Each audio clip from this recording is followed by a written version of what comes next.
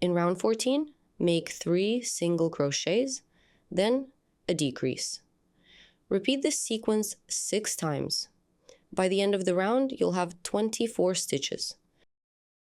Remove the stitch marker and make your first single crochet.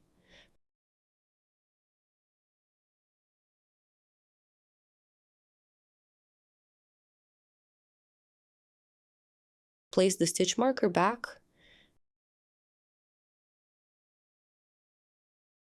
Make 2 more single crochets.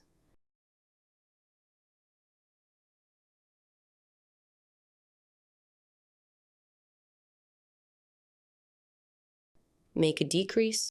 Insert your hook under the front loop of the next stitch, leaving the back loop behind. Without moving the hook, insert it under the front loop of the following stitch.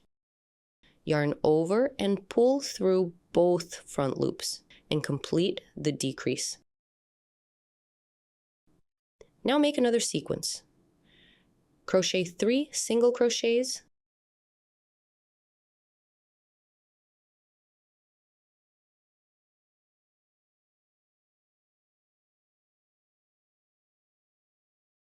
then make a front loop decrease over the next 2 stitches.